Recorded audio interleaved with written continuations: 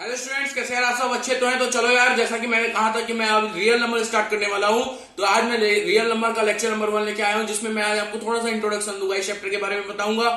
नाम तो आपने सुन रखा ही होगा रियल नंबर का, क्योंकि अब यार इस साल थोड़ा ऐसा हो गया कि कुछ बच्चे 9th में प्रमोट कर दिए गए, क्योंकि मैं उम्मीद करता हूं कि सभी लोग देखो यार थोड़ा ना थोड़ा कुछ पढ़ते हैं। और रियल नंबर क्लास 9 का तो फर्स्ट चैप्टर था, और फर्स्ट चैप्टर तो सभी लोग बहुत मन से पढ़ते हैं, तो रियल नंबर आपने पढ़ा हुआ, क्योंकि रियल नंबर नाम से नहीं था वो चैप्टर था आपका नंबर सिस्टम के नाम से।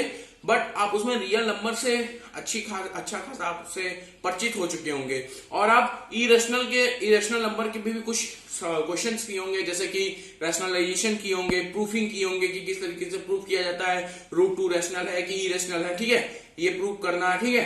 तो वही चीज आपको, बस उसी चीज को आपको 10th में ला गया है, बस उससे आगे का कुछ टॉपिक आपको पढ़ना है, और बस आप रियल नंबर जो आपने 9th में पढ़ा है उसी के आगे से आपको कंटिन्यू रखना है क्लास 10th में। यार 10th बहुत आसान है, अगर आप सोच रहे हो कि आपने 9th में बिल्कुल नहीं पढ़ा तो घबराने की कोई बात नहीं है, बहुत आसान सा मैं बहुत अच्छे समझाऊंगा। 9th से आपको कोरिलेट करने की कोई जरूरत नहीं है, ठीक है। बस आपको बेसिक फंडामेंट्स में पकड़ना क्या है कि क्लास 10th में आपको पढ़ने वाले हैं properties of positive integer number. जी हाँ, क्या पढ़ने वाले हैं आप क्लास 10th में रियल नंबर में? प्रॉपर्टीज ऑफ पॉजिटिव इंटीजर्स, ठीक है।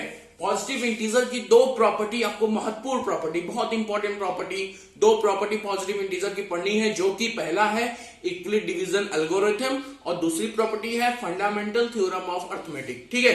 तो आज का मेरा इंट्रोडक्टरी लेक्चर है, तो मैं एक्सरसाइज 1.1 को ही देखते हुए कुछ आपको समझाऊंगा। अभी मैं फंडामेंटल थ्योरम ऑफ अर्थमेटिक अगले लेक्चर में लाऊंगा 1.1 कराने के बाद, ठीक है। तो बेसिकली आपको क्या समझना है यार कि रियल नंबर में हमें क्या पढ़ना है? हमें पढ़ना है properties of positive integer number. Okay, क्या पढ़ना है? Properties of positive integer number. बहुत बच्चे कंफ्यूज होते हैं कि यार, अब मैं आपको एक कंसेप्ट मैप आपके दिमाग में बनाना चाहता हूं कि आपको 10th में एक्चुअली में पढ़ना क्या है। आपको 10th में पढ़ना है पॉजिटिव इंटीजर की दो प्रॉपर्टी। कौन कौन सी प्रॉपर्टी पढ़नी है? एक पढ़नी है आपको यूक्लिड। अब यार यूक्लिड का पोस्टुलेट आपने पढ़ा था, यूक्लिड एक साइंटिस्ट है, ठीक है, एक मैथमेटिशियन है, ठीक है, जिन्होंने उनका एक्सियम और पोस्टुलेट अपने क्लास 9 में पढ़ा था होगा। ओके, तो आपको पढ़ना है यूक्लिड डिवीजन एल्गोरिथम।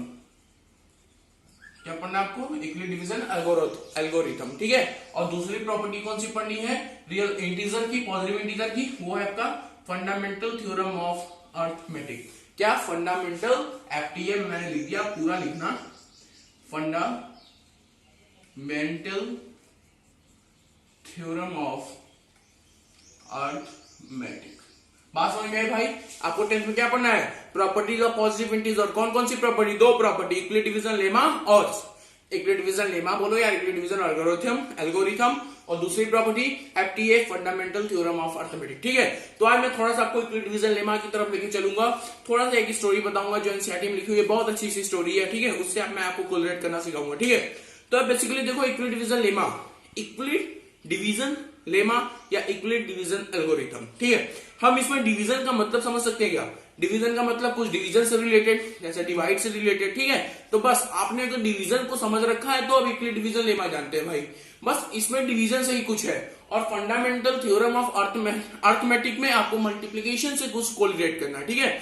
तो आज मैं फंडामेंटल थ्योरम पे नहीं जा रहा, मैं आपको यूक्लिड डिवीजन लेमा ही बता रहा, ठीक है। क्या मैंने बोला कि यूक्लिड डिवीजन लेमा या फिर यूक्लिड डिवीजन एल्गोरिथम। डिवीजन का मतलब कुछ डिवीजन, मतलब इस टॉपिक्स में हमें कुछ डिवीजन से रिलेटेड चीजें जाननी है, ठीक है। तो यार इससे पहले कुछ हम एक कहानी समझते हैं। एक कहानी इसमें दे रखा है कि एक ट्रेडर था, ठीक है, वो क्या करता है कि अपने एग को लेके सेल करने जाता है, ठीक है। बट रास्ते में कोई इडलन आ जाता है, बहुत मतलब मूर्ख आदमी जिसके पास कोई काम नहीं रहता है, उसके जो भी उसके बास्केट में जितने भी एग्स थे उसके सबको गिरा के फोड़ देता है। अंडा जितने भी थे उसके बास्केट में सबको वो फोड़ के गिरा देता है। अब भाई ट्रेडर्स तो भाई उसके पास तो वो तो जाता है, उसको सेल करके पैसा कमाता, अपने घर वालों को खिलाता पिलाता, ठीक है, अपनी उसकी रोजी रोटी चलती थी। बट उस दिन क्या हुआ कि जो इडलर था उसने उसके अंडे को फोड़ दिया। तो यार अब क्या हुआ कि पंचायत बैठे प्रधान जो होते हैं ना, वो लोग आए, तो वहां पे गया ट्रेडर, तो अपना जो उसका जो प्रॉब्लम था उसने अपने प्रधान के सामने रखा, बोला कि मेरा एक इडलर ने फोड़ा। तो प्रधान ने उससे एक सवाल पूछा कि तुम्हारा एग कितना था, तुम्हारे पास कितना एग था? हालांकि अगर कितना एक था बता दोगे तो मैं डीलर पे इतना वो जुर्माना लगा के उससे पैसा वसूल के तो मैं एक वापस कराऊंगा या उतना पैसा वापस कराऊंगा। ठीक है, बात समझ में आ रही है। तो यार बस उसने देखो बहुत बुद्धिमानी से जवाब दिया, क्योंकि उसने इक्विटी डिवीजन लेमा पढ़ रखा था। ठीक है, क्या बोला कि सरकार मेरे पास इतना अंडा है कि अगर मैं उसको पेयर में गिनना चालू करूं, मतलब दो दो का पेयर बना के गिनूं, तो मेरे पास एक अंडा बच जाता है। क्या बोला कि सरकार मेरे पास इतना अंडा था कि अगर मैं पेयर में गिनना शुरू करूं तो एक अंडा बचेगा। अगर मैं 3-3 के पेयर में गिनना शुरू करूं, 3-3 को, मतलब 3 अंडे को लेके एक मानू, 3 अंडे को मानू एक, ठीक है, तो मेरे पास 2 अंडे बच जाएंगे। अगर मैं 4-4 के पेयर में गिनूं तो 3 बच जाएंगे। 5-5 के पेयर में गिनूं तो 4 बच जाएंगे। ठीक है, 5-5 के पेयर में गिनूं तो 4 बचेंगे, और 6-6 के पेयर में गिनूं तो कितने बचेंगे? 5। अगर मैं 7-7 के पेयर में गिनूंगा तो मेरे पास एक भी अंडा लेफ्ट नहीं बचेगा। और मेरे पास जो अंडा था वो 150 से कम ही था, 150 से ज्यादा नहीं था। बात समझ में आया? क्या बोला उसने, कितना बुद्धिमानी से आंसर दिया। उसने बोला कि सरकार मेरे पास इतने अंडे थे कि अगर मैं उसको 2-2 में गिनूं तो एक बचता है बाद में। ठीक है, 2-2 मतलब 2-2 को मिला के एक मानू अगर पेयर में तो बाद में एक बचता है। 3-3 को मिला के गिनूं तो लास्ट में 2 बचेंगे। 4-4 को करूं तो लास्ट में 3 बचेंगे। 5-5 को करूंगा तो 4 बचेंगे। ठीक है, समझ में आया बात? ये बात समझ में आ गई। और उसने बोला कि सरकार मेरे पास जो अंडे थे वो 150 से ज्यादा नहीं थे, 150 से कम ही थे। बात समझ आ गया? चलो उसी नंबर को थोड़ा हम मैथमेटिकल टर्म में समझते हैं कि बात वो क्या कह रहा है। ठीक है, तो हम मानते हैं कि उसके पास मान लिया कोई एक था, ए नंबर ऑफ एग उसके पास थी। ठीक है, जब उसको वो पेयर में गिन रहा था, मतलब दोनों के जोड़े में गिन रहा था, तो उसके पास रिमाइंडर कितना बच रहा था? 1। क्यों? मतलब क्यों यहाँ पे कोई पॉजिटिव इंटीजर है। ठीक है, अच्छा अभी उसके पास ए ही एक थे, जब उसको वो 3-3 के टर्म में गिन रहा था तो उसके पास रिमाइंडर कितना बच रहा था? 2। बात समझ में आ रही है? देखो यार, क्यू मतलब कोई होगा, कोई नंबर होगा। ठीक है, और वी भी कोई नंबर होगा। ठीक है, जब उसको वो 4-4 के टर्म में गिन रहा था, मान लो 4 के टर्म में जेड कोई नंबर है, तो 4-4 के टर्म में मतलब 4 गुना करने पे कुछ आ रहा था, बट उसके बाद 3 और बच जा रहे थे, तो उसमें 3 और जोड़ना पड़ रहा था, तब वो ए के बराबर आता। बात समझ में? इसको आप प्रोजेक्ट करो दिमाग में। जब वो 2-2 के लेके गिन रहा था तो 2 से मल्टीप्लाई करने पे उसके बाद एक और बचता था, मतलब एक और उसमें ऐड करेंगे तब ए के बराबर आएगा। जब वो 3-3 के टर्म में गिन रहा था तो जितना नंबर आप 3-3 का पेयर जितना बना, वो मान लो 4 पेयर बना 3 का, तो यहाँ पे 4 अंडू, 3 चौके 12 अंडे के बाद 2 अंडे और उसमें आप जोड़ोगे तब ए के बराबर होगा। ठीक है, जब वो 4-4 का पेयर ले रहा था तो 4 मान लो 4-4 का पेयर किया तो 5 पेयर बने, तो 4-5 20 में 3 और जोड़ेंगे तब आपका ए का वैल्यू होगा। ठीक है, बात समझ में आया? कोई दिक्कत नहीं ना? अच्छा, जब वो 5-5 का पेयर कर रहा था मेरे भाई, 5-5 का, तो मान लो यहाँ पे कोई और नंबर लेते हैं, के हो गया, तो उसके पास 4 अंडे बच जा रहे थे। ठीक है, मतलब 5-5 का पेयर बनाने के बाद 4 अंडे और बच जा रहे थे। जब वो 6-6 का पेयर ले रहा था तो उसके पास 5 बच जा रहे थे, और जब वो 7-7 का पेयर लेने लगा, बोले तो 7-7 का पेयर लेने लगा, तो उसके पास एक भी अंडा बचा नहीं। ये इसने बात कही कि सरकार जब मैंने 7-7 का पेयर लेना स्टार्ट किया तो मेरे पास कोई भी अंडा लेफ्ट नहीं बचा, सारे अंडे 7-7 के पेयर में आ गए। समझ में आया? जैसे कि मैं बोलूं 5 है तो 5 का 2-2 का पेयर कितना बना पाएंगे? 2 ही बना पाएंगे, 2 और 2 4, एक आपका बच जाएगा। अगर मेरे पास 6 है तो 2-2 का पेयर बना देंगे, 2-2 3 जोड़ा 3 पेयर बनेंगे। ठीक है, बात समझ में आ गया? बस वही बात उसने बोली। तो यार यही तो है इक्विटी डिवीजन लेमा। जैसे कि आप बताओ, ये बात समझ में आ गया आपको? कोई दिक्कत, कहानी समझने में कोई भी दिक्कत तो जरूर कमेंट सेक्शन में बताइएगा। ठीक है, चलो जैसे कि यार छोटे क्लासों में पढ़ रखे हैं डिवीजन। जैसे कि अगर मैं आपको बोलूं कि आप 3 में, सॉरी 3 तो बहुत छोटा हो गया है, मान लो मैं आपको बोलूं कि 11 में 3 का डिवाइड 2, तो अब क्या करोगे? 11 यहां लिखोगे, 3 जा 9, कितना बचा? 2, तो 2 आपका रिमाइंडर हो गया। बस यूक्लिड साहब ने क्या किया कि इसी चीज को एक फंडामेंटल थ्योरम में बता दिया।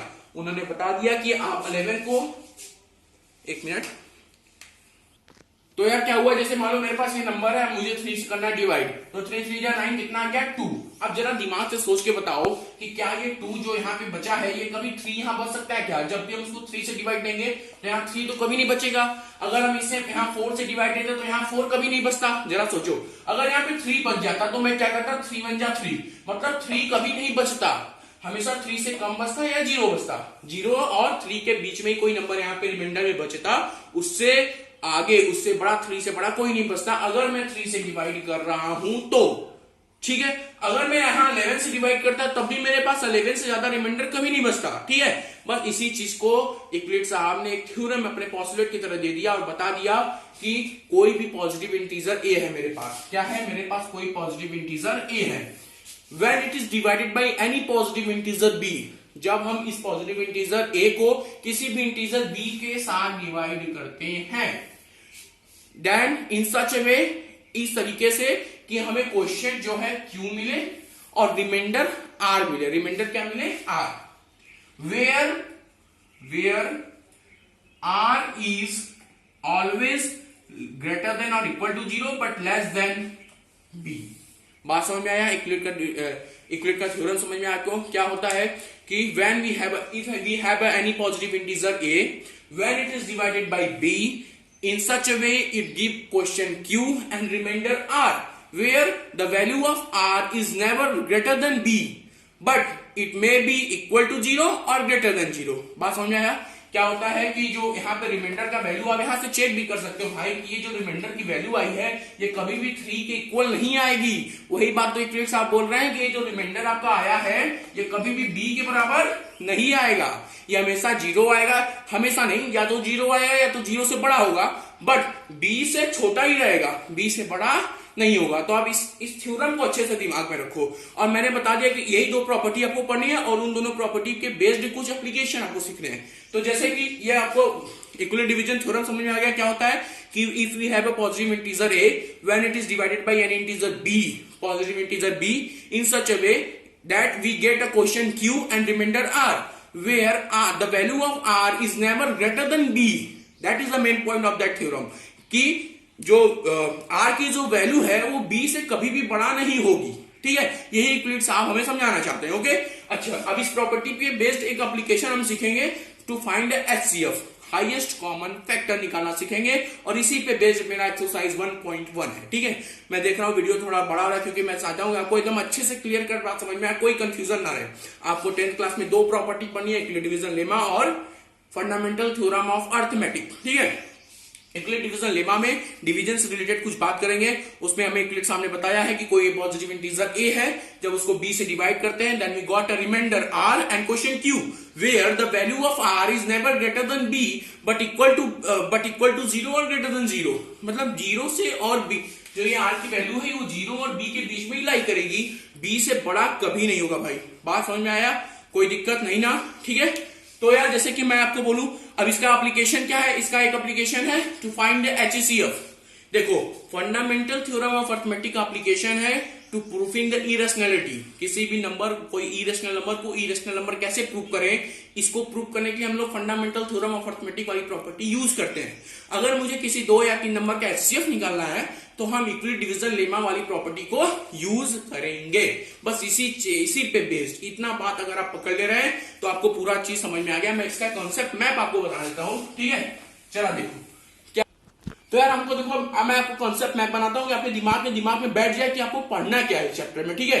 क्योंकि कई बार लोगों को खुद ही नहीं समझ में आता कि चैप्टर में पढ़े क्या है। अगर एक बार आप कॉन्सेप्ट मैप पकड़ लिए ना तो एक बार आप पढ़ लोगे चैप्टर ना, तो मैं गारंटी के साथ बता रहा हूं कि एग्जाम टाइम में आपको कॉन्सेप्ट मैप पढ़ना पड़ेगा, आपको सब बात समझ में आएगी। क्या पढ़ना है चैप्टर में? आपको पॉजिटिव इंटीजर की 2 प्रॉपर्टी पढ़नी है।